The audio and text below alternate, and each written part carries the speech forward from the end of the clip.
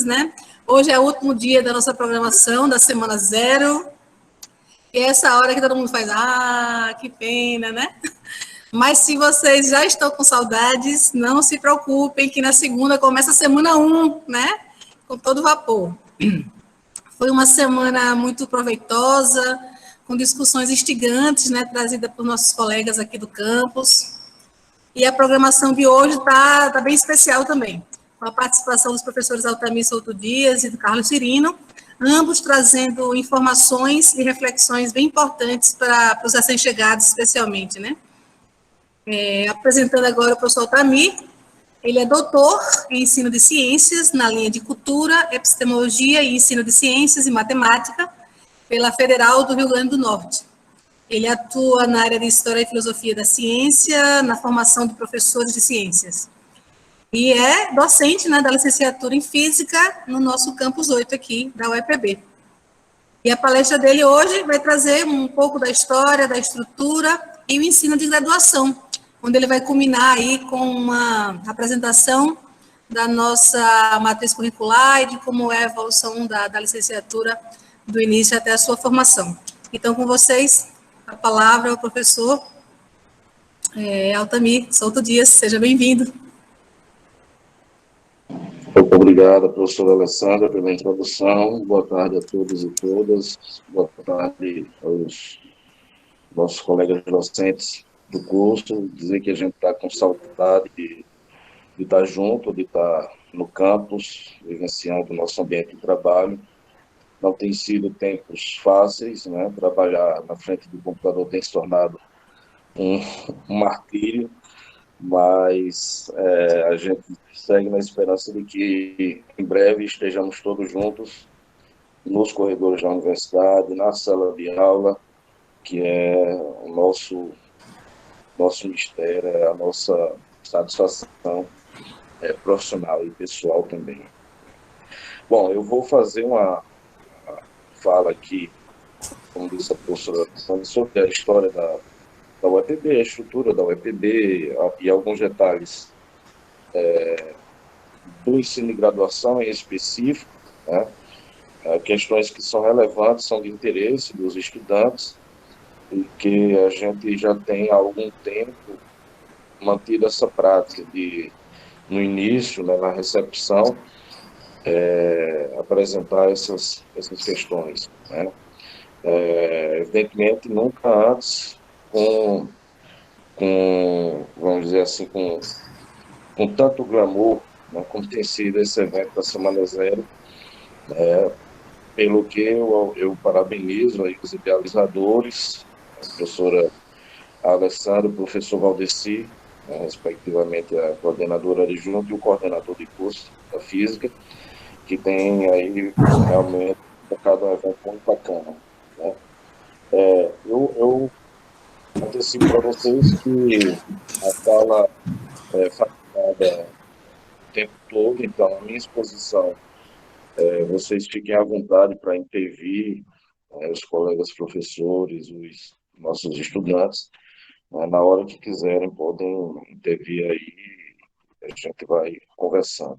Bom, a gente começa falando de uma expressão latina que é alma mater, né? Alma mater, uma tradução muito direta, é alguma coisa como a mãe que nutre, né? A mãe que alimenta. Alma mater também é uma expressão que a gente utiliza para se referir àquela instituição onde nós nos graduamos. É a instituição que primeiro fomentou a nossa formação profissional em nível superior.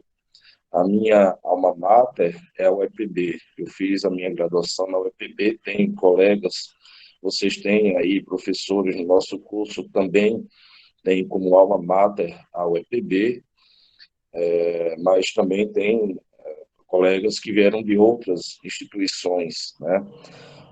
Por exemplo, a alma mater do professor Valdeci é a Universidade Federal do Maranhão, assim como a alma mater da professora Alessandra, a Universidade Federal de Alagoas. Por que eu estou colocando essa ideia de alma mater? A gente não tem tanto no Brasil a prática de usar essa expressão e ter um zelo, né, pela importância que uma instituição tem, na nossa instituição de ensino superior tem, na nossa vida, né, na nossa caminhada, na nossa jornada profissional, na nossa formação intelectual, formação humana, formação crítica. E eu acho que é importante a gente nutrir esse reconhecimento, né? A gente ser grato, a gente zelar, a gente preservar pelas instituições que nos possibilitam, né, essa formação. E eu fiz a graduação e o mestrado na UEPB, o doutorado foi na Universidade Federal do Rio Grande do Norte, mas a minha alma mater é aquela que primeiro me permitiu a formação de superior, que é a UEPB, e é sobre ela que eu vou falar em gesto de deferência e orgulho que eu tenho da nossa instituição, e que um dia vocês também, né, concluindo o curso, estarão em condições de também fazer essa deferência, né, a alma mater de vocês, que há de ser a UEPB. A UEPB ela surgiu em 1966, não era a UEPB. Na verdade é assim, deixa eu voltar um pouco essa história. Na década de 50, nós tínhamos aqui em Campina Grande uma escola politécnica que veio a ser depois o Campus 2 da UFPB, né? E a elite política e econômica campinense já se mobilizava ali por volta de 1956, 1957, já se mobilizava para reivindicar dos poderes constituídos aí, do governo do Estado, do governo federal, uma universidade que fosse uma universidade de Campina Grande, né?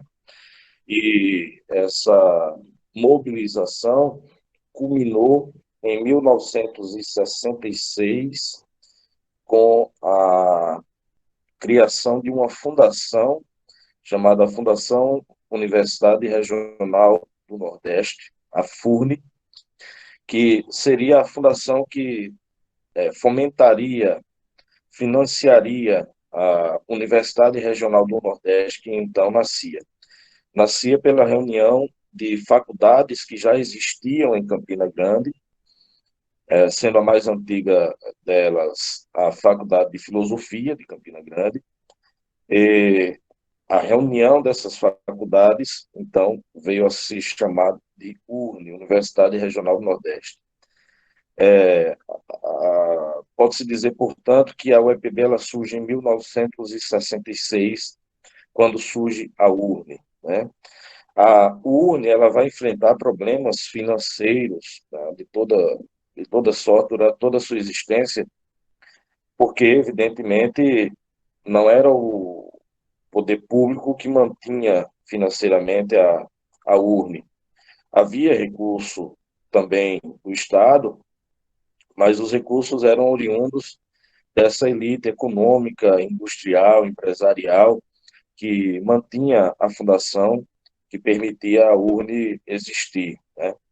O primeiro reitor da URNE foi também uma liderança estudantil que brigava pela instalação de uma universidade em Campina Grande, que esse senhor aqui foi também prefeito de Campina Grande, William Souza, né? Ele efetivamente não exerceu o reitorado porque ele era prefeito de Campina e não tinha como dar conta dessas duas tarefas. O vice-reitor, então, foi que assumiu, o Edivaldo de Souza do O, que inclusive dá nome ao Campus 1, né, Campus Edivaldo de Souza do O. Esses dois homens foram os pioneiros, né, da URNE. Com os problemas econômicos que se sucederam, a, a próxima reivindicação, a próxima luta dessa comunidade que formava a URNE era pela estadualização. A princípio, pensou-se em federalização ali no final dos anos 70 e início dos anos 80, mas o caminho também poderia ser a estadualização. O importante era que a instituição passasse a ser financiada pelo poder público, né? Ou seja, financiado com dinheiro do erário, com os recursos públicos, oriundos de impostos, né? Isso vai acontecer em 87, isso sancionada pelo então governador Tarcísio Buriti. Em 87, a gente tem a estadualização da UEPB, da URNE, que passa a se chamar UEPB, né? Ou seja, a partir dali, a instituição passou a ser financiada pelo poder público, pelo pagamento dos impostos dos cidadãos paraibanos, né? A UEPB, então, tem na estadualização o segundo grande marco histórico, né? O terceiro grande marco histórico é em 1996, o reconhecimento pelo MEC como universidade, né? Ou seja, é preciso preencher critérios para ser universidade.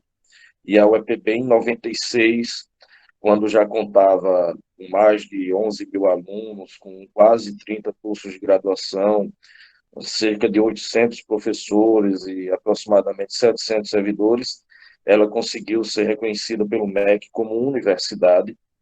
Ela também passou a gozar ali, naquela época, de autonomia administrativa, ou seja, a universidade ela geria já a partir dali a, a sua própria estrutura. Ela tinha, portanto, independência administrativa e pedagógica da Secretaria de Estado da Educação, né? O quarto marco da história da UEPB é, em 2004, a sanção da Lei de Autonomia Financeira da Universidade, que previa o repasse de um percentual da arrecadação de impostos para financiamento da UEPB. Então, eu considero que essas quatro datas são muito importantes quando a gente pensa na trajetória que a UEPB tem desde a sua criação, o primeiro marco histórico, em 1966, até aqui, né?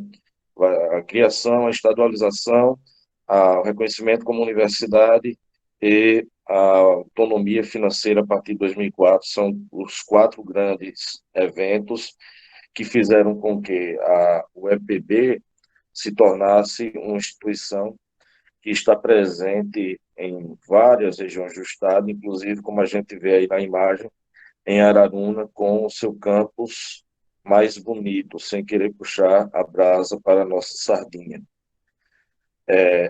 Então, a UEPB hoje, ela conta 53 cursos de graduação, e eu não estou falando de pós-graduação, são vários cursos também de pós-graduação em nível de mestrado e doutorado, né? A gente tem vários programas de pós-graduação em nível de mestrado e doutorado, o que cresceu vertiginosamente nos últimos 15 anos, né? Nos últimos 15 ou 16 anos. Então, a gente tem a UEPB em Campina Grande, com o Campus 1, em Lagoa Seca, com o Campus 2, em Guarabira, com o Campus 3, em Monteiro, perdão, em Catolé do Rocha, com o Campus 4, em João Pessoa, com o Campus 5, em Monteiro, com o Campus 6, em Patos, com o Campus 7, e em Araruna, com o Campus 8. Essa ordem dos campos obedeceu a um critério aí de um critério cronológico, né, de recenteidade, ou seja, o Campus 8 foi o último campus aberto, criado pela universidade, por cujo funcionamento iniciou em 20 de setembro de 2010. Né? Nós temos em torno de 16 a 17 mil estudantes matriculados na graduação. Né? Nós temos também cursos técnicos, ensino médio e técnico, e o que acontece no Campus 2, em Lagoa Seca, e também no Campus 4, em Catolé do Rocha. Né? E nós temos uma porrada de cursos aí de pós-graduação lato sensu, ou seja, em nível de especialização, que são não são periódicos, eles são ofertas que vão acontecendo conforme os departamentos proponham, né? Então, nós temos graduação, mestrado, especialização, mestrado e doutorado. Nós temos na UEPB três grandes frentes que hoje fazem da universidade destaque, né? Eu diria que essas três grandes frentes são a pesquisa na área de saúde, com o NUTES, que é um projeto que tem bastante recurso e que vem se destacando na produção de produtos para a saúde, para hospitalares, né, para o uso hospitalar. A gente tem a área de desenvolvimento regional, em que a UEPB tem programas de pós-graduação e tem contribuído com o desenvolvimento regional, tanto em nível acadêmico quanto na própria intervenção na sociedade, pelos produtos que ela gera, para além de bons profissionais, né? E a gente tem a formação de professores, né? As licenciaturas são um forte da UEPB, então eu diria que essas três são as três grandes frentes que a UEPB atua com destaque no Estado.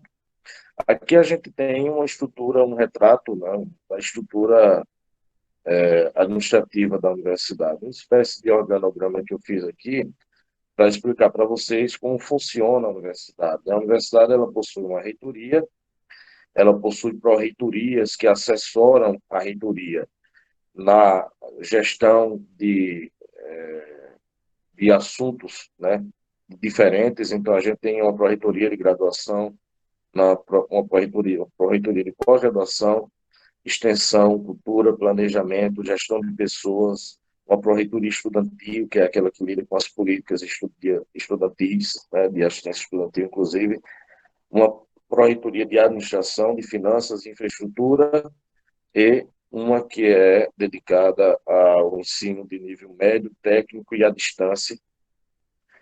Então, essa estrutura assessora a reitoria na execução, né, da gestão em cada uma dessas frentes aqui. E a gente tem também, ao lado da reitoria, em matéria de deliberação, os conselhos superiores, Conselho Universitário, Conselho de Ensino, Pesquisa e Extensão. Né? Então, essa aqui é a administração central da universidade.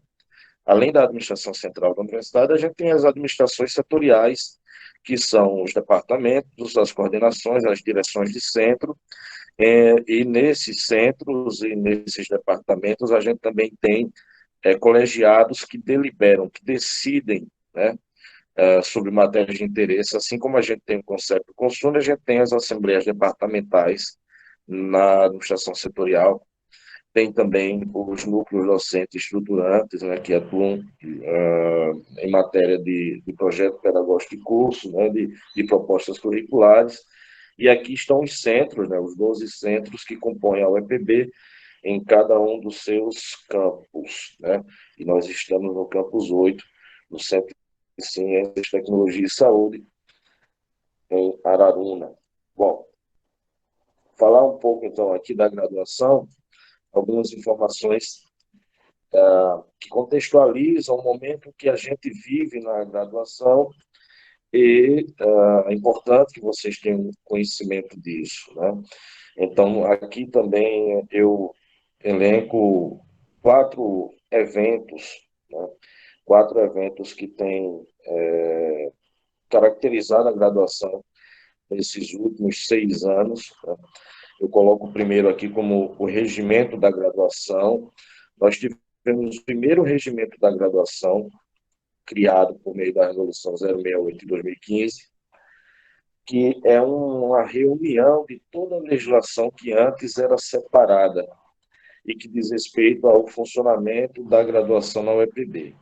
Então, tudo que tem a ver com a vida, o cotidiano do ensino e graduação na UEPB está no regimento da graduação. Então, é importante vocês conhecerem isso aqui, porque no regimento da graduação vocês vão ver lá direitos e deveres de todos os envolvidos com a graduação, estudantes, professores, colegiados. A gente tem também, em 2016, a atualização de todos os projetos pedagógicos de curso para atender em conformidade ali com as diretrizes curriculares. Inclusive, né, também os bacharelados também se renovaram, mas era principalmente para atender as diretrizes curriculares nacionais para a formação de professores, datada lá de 2015. Então, nós tivemos a atualização dos projetos pedagógicos de curso, e nosso projeto pedagógico de curso da física, embora ele tenha começado a ser elaborado em 2013, quando o curso surge, ele se tornou um documento oficial e com devido reconhecimento pelo Conselho Estadual da Educação em 2016. Também está, portanto, nessa leva aqui, né? A gente tem a criação de um programa de acompanhamento dos discentes da graduação chamado de PRAADES, que é uma forma que a gente tem na instituição de auxiliar o estudante que tem dificuldades para avançar no curso e que, por conta dessas dificuldades, pode estar na iminência de ser desligado, né? Como vocês sabem, no curso de física nosso, por exemplo, nós temos um mínimo de 8 semestres e um máximo de 12 semestres. Então, o que acontece com o estudante que não consegue concluir o curso dentro desse limite, dentro desse tempo máximo? Ele é desligado da instituição. Só que esse processo não é tão simples. O que o PRAADES, que é esse programa, institui? Quando o estudante atinge o tempo mínimo para a conclusão do curso e não consegue concluir o curso, ainda tem componentes curriculares para cursar, ainda tem cadeiras ali para pagar, o estudante, por meio do PRAADES, é orientado, proposto a ele um plano de consecução dos seus estudos, junto à coordenação do curso, é firmado um termo de compromisso, o estudante vai se compromete a cumprir aquele cronograma para que ele consiga concluir o curso sem ter que sofrer o desligamento da instituição, que a gente chama tradicionalmente de jubilar, né? Jubilamento. E a gente tem também um outro evento que, embora nós já fizéssemos sempre reuniões pedagógicas, a gente passou a ter nos últimos anos as jornadas pedagógicas docentes, que é um evento que envolve os professores da instituição entre cada período, né? Ali, antes do início do período, a gente tem evento de aprimoramento, de troca de experiências, né? De especialização em recursos, por exemplo, nesse momento, no uso de recursos, né, tecnológicos para administração de aula dessa forma não presencial. Então, é também uma característica que eu elenco como uma marca da nossa graduação nos últimos anos. Tá? Bom, isso aqui é importante que vocês saibam. Eu disse que é muito importante que vocês leiam o regimento da graduação.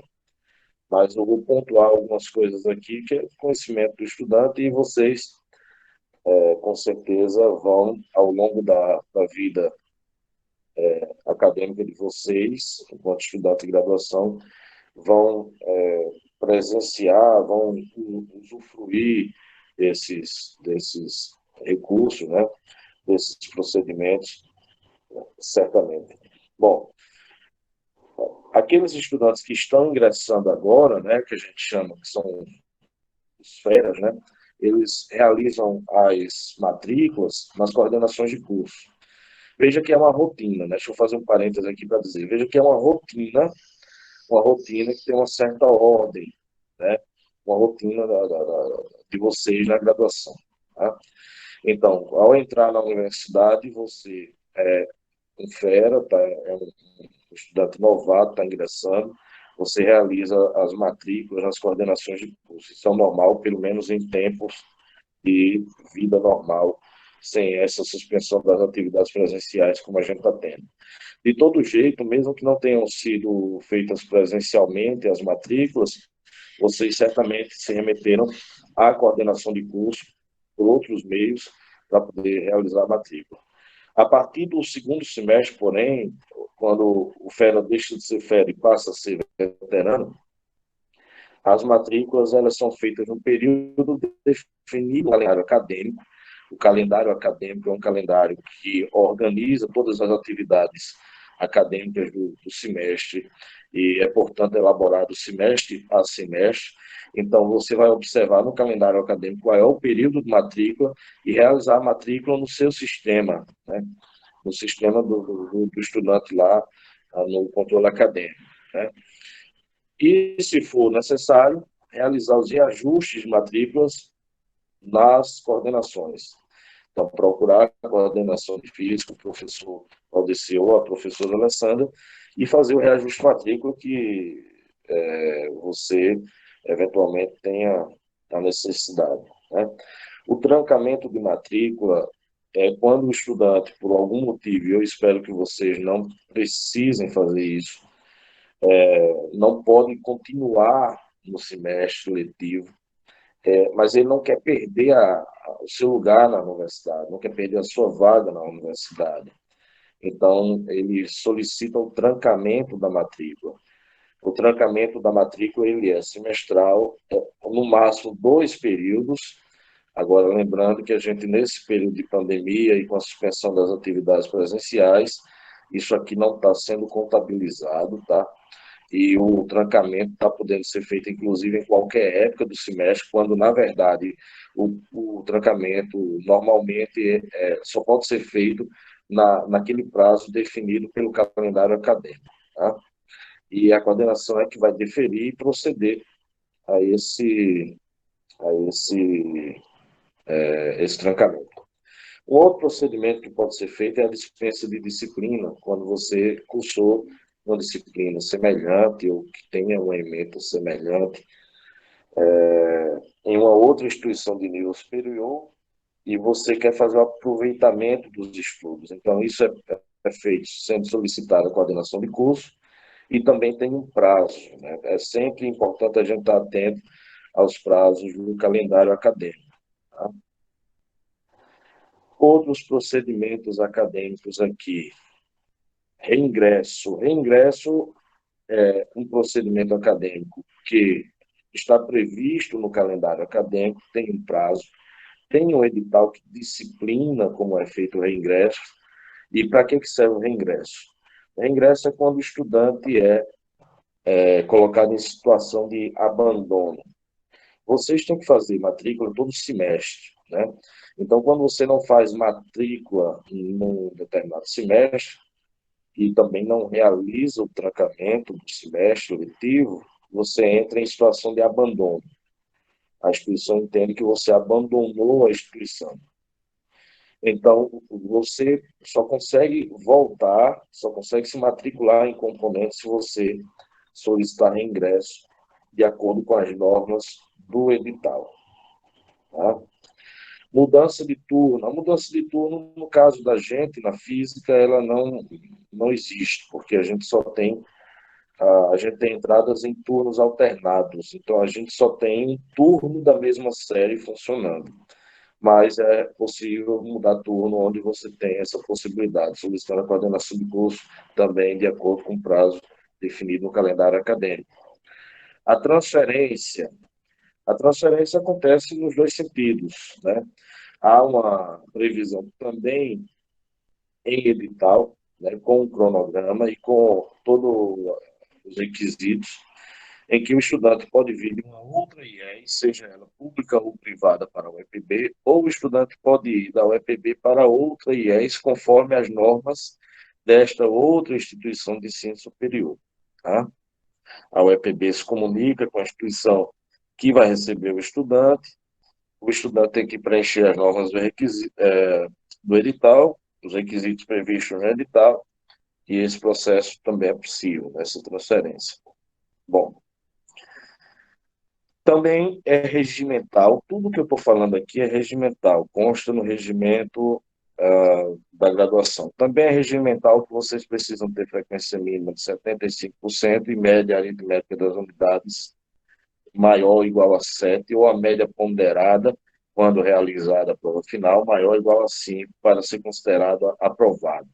Isso diz respeito à avaliação do desempenho acadêmico. Tá?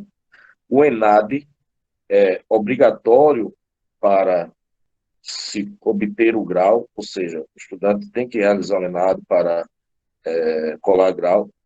O ENAD é periódico, quem define o calendário é o INEP, então é possível que o estudante passe pela universidade e não faça no início do curso, faça no fim ou faça enfim, porque esse calendário é definido pelo INEP. A gente teve na física, acho que foi em 19, 18 ou foi 19? Acho que foi 18, né? Que 19 saiu o resultado. Nós ficamos com o conceito 4 no ENAD, na última avaliação. Tá? Provavelmente, então, a gente deve ter ENAD para física, se não esse ano, mas no próximo ano. E é muito importante esse conceito, porque ele reflete, de alguma forma, a qualidade do curso, né? Então, vocês podem se considerar que estão num bom curso de física, né? O primeiro ENAD que a gente fez, a gente já conseguiu um conceito bem, bem razoável, né? Vocês também vão participar, por exigência do currículo, né, em que estão inseridos, né, do estágio supervisionado obrigatório, mas também poderão realizar estágios não obrigatórios ou eletivos, desde que vocês consigam esse estágio e tenha ali a oportunidade, e a instituição ela valida e contabiliza esse estágio não obrigatório ou estágio eletivo, né? É muito importante fazer, além do estágio supervisionado obrigatório, quando possível, um estágio não obrigatório, porque, afinal de contas, isso contribui para a formação, né? Formação inicial do professor. Bom, nós temos alguns programas, e eu vou falar aqui daqueles que são vinculados à graduação, certo? PIBID de residência pedagógica, educação tutorial e monitoria. Vocês, tenho certeza que tem gente aqui que está no PIBID ou na residência pedagógica e já tem ideia de como funciona. É um programa que prevê bolsa, né, que tem recursos oriundos do governo federal e também da própria universidade, porque com esse desgoverno aí, algumas áreas foram relegadas a um segundo plano e não foram previstas bolsas para essas áreas, né? Ele passou a priorizar determinadas áreas e outras ficaram à margem. Então, a UEPB, com recursos próprios, tem complementado essas bolsas para que a UPBID abranja todas as áreas, todas as licenciaturas sem distinção. A mesma coisa com a residência pedagógica. O PET, o Programa de Educação Tutorial, a gente tem, acho que 2 programas em funcionamento, mas esse PET está em vias de se extinguir. E nós temos a monitoria, que inclusive essa semana deve ter havido aí prova de monitoria, né? Prova de seleção de monitores para os componentes que eram previstos ali no edital. Todos os semestres a gente tem a abertura de um edital que prevê as vagas para as monitorias. O monitor é um estudante que tem mérito acadêmico, tem reconhecida competência naquele componente curricular, já possui o componente, foi aprovado, aprendeu a matéria e tem condições de ajudar os colegas a, a aprender a superar as dificuldades, né? Ou seja, ajudar o professor no processo de ensino-aprendizagem, atuando ali junto dos colegas, né? Isso é a monitoria. Outros itens relevantes, e aí eu reforço, né, a necessidade de vocês lerem o do regimento da graduação. Mobilidade. Nós temos mobilidade internacional, mobilidade nacional, mobilidade dentro do próprio, da própria instituição. Vocês podem cursar um componente em qualquer outro curso da instituição, tá? Basta que vocês solicitem a matrícula desse outro componente, desse outro curso, e que o colegiado, a coordenação e ou colegiado do curso de física avalie que é relevante você cursar aquela disciplina e que você tem o direito de cursar e isso é possível, né? E a gente tem também a mobilidade internacional. O estudante vai cursar, vai fazer parte do seu curso, um semestre ou dois, no exterior, também nesse mesmo espírito, né, desse intercâmbio de conhecimentos e na possibilidade de complementar o percurso formativo, né? O TCC é o trabalho de conclusão de curso, vocês precisam defender um TCC para poder concluir o curso. A minha sugestão é que já desde o segundo, terceiro semestre, vocês comecem a atentar para para aquelas áreas que são do interesse de vocês, ou que possam vir a ser, né? Eu cito sempre o meu exemplo, porque eu entrei na física por outros motivos, eu tinha uma simpatia, eu gostava muito, eu tinha muita paixão por astronomia e entrei na física, movido na época, né, por esse gosto, por essa área de conhecimento. Só que na física, uma certa vez, eu assisti uma palestra de um professor e aquele dia foi um divisor de águas para mim, porque eu disse, não, eu quero trabalhar com isso aqui. Então é importante vocês participarem de tudo que é evento, assistir às palestras, participar dos congressos, ouvir os professores, porque é numa situação dessa que você encontra algo que você gosta e que vai servir desde para você fazer seu TCC, que é obrigatório para a conclusão de curso, até, de repente, a continuidade da formação e o retorno à academia como um especialista naquilo ali. Conhecer o PPC do curso é importante, o PPC está na página da UEPB, você entra lá na página, vai no menu, vai em institucional, vai lá em cursos, aí você vai ver o curso, PPC do curso de Física, né? Acessar a página da UEPB com frequência é importante. O guia do estudante está lá na página da Prograde, né? Você entra lá na página da UEPB e bota lá no menu, acessar a Prograde, vai ter lá o guia do estudante que tem uma síntese do regimento, o regimento dos cursos de graduação, que eu já falei, o portal das placas, né? O portal das placas, que é onde a gente pretende que no futuro estejam todas as placas de formatura, né, de forma virtual, com muito mais informações e acessível de qualquer lugar do mundo, né? Fazer o uso das bibliotecas, nós temos uma excelente biblioteca, inclusive no CCTS, é importante que vocês usufruam, né, dos serviços da biblioteca, né, da leitura, do empréstimo de livro, de usar a biblioteca como ambiente de estudo, de consulta, né? O PIBIC, que é o Programa Institucional de Bolsas de Iniciação Científica, é uma possibilidade de bolsa para o primeiro contato com a pesquisa científica, para o estudante de graduação. Aí, se você quiser saber mais sobre o PIBIC,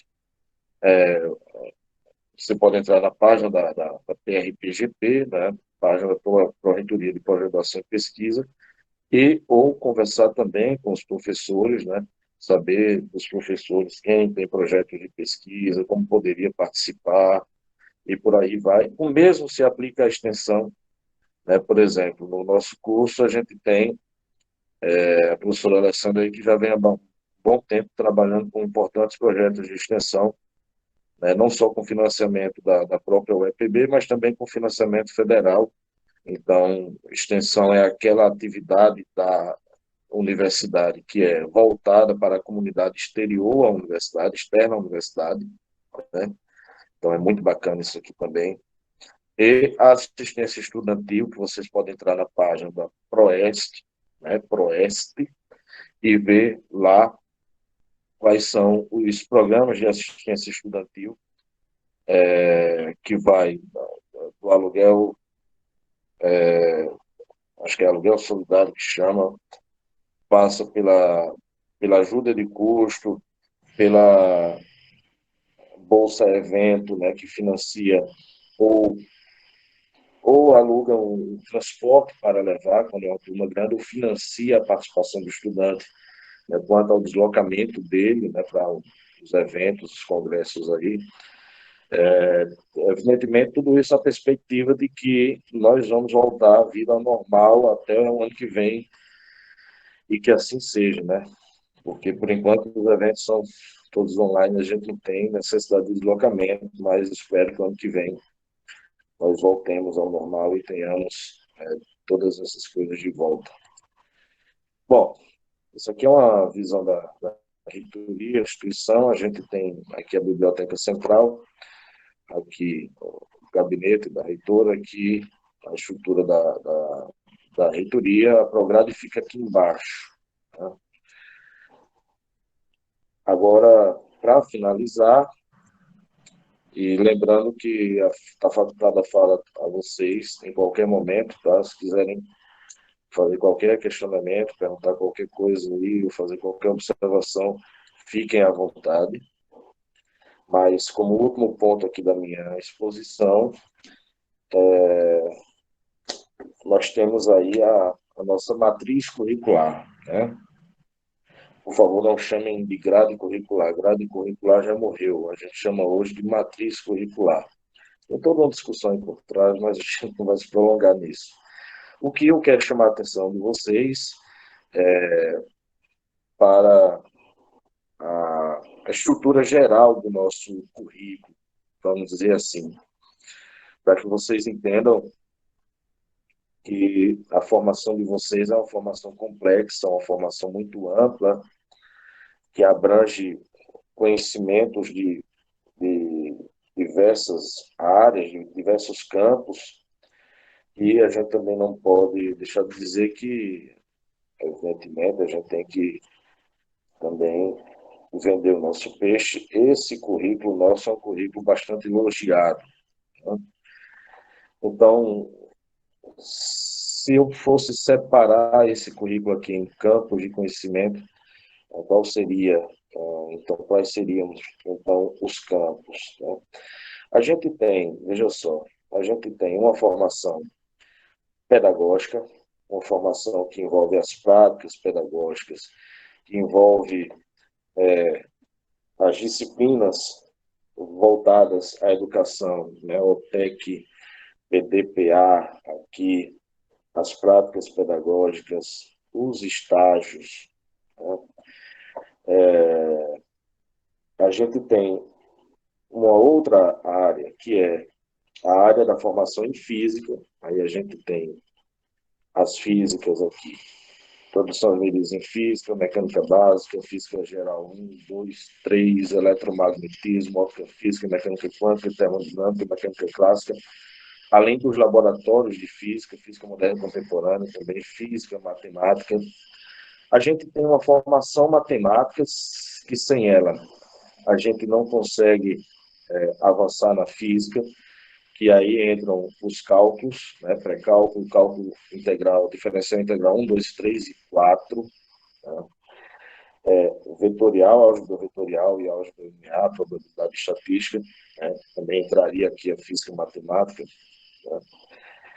E a gente tem uma outra formação que é um outro campo da nossa formação, que é um campo mais geral de conhecimento que diz respeito à compreensão da ciência, a compreensão da física, a divulgação do conhecimento científico, a popularização da ciência, que aí entra a leitura e produção textual, a compreensão pública das ciências e suas críticas, espaços não formais, ciências, entra a história e filosofia da física, na verdade aqui esse nome não é este aqui. Tem uma correção aqui nessa matriz, aqui é a história da física, só não tem filosofia. Né?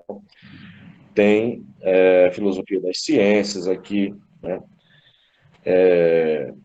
Então eu acho que são esses os quatro campos, né, de conhecimento que compõem a formação do nosso professor de física na nossa licenciatura. Né? Então, nós temos um campo que é pedagógico, um campo que é da formação em física, um campo que é da matemática, né, da base matemática para acompanhar a formação em física, e esse campo que é de um conhecimento geral que diz respeito à compreensão da ciência, à divulgação do conhecimento científico, à atuação em espaços não formais de ensino. Então é isso. Eu acho que é uma matriz curricular complexa, que abrange, na medida do possível, né, na medida da extensão que nós temos para o nosso curso, esses quatro campos que são importantes para a formação de um bom professor de física. Para quem está entrando agora, vou fazer só duas observações aqui, e uma especialmente para quem está entrando agora. Né? Para quem está entrando agora, eu digo a vocês que não desanime, não desanime com duas coisas. Primeiro, com a dificuldade natural que todo curso de graduação tem.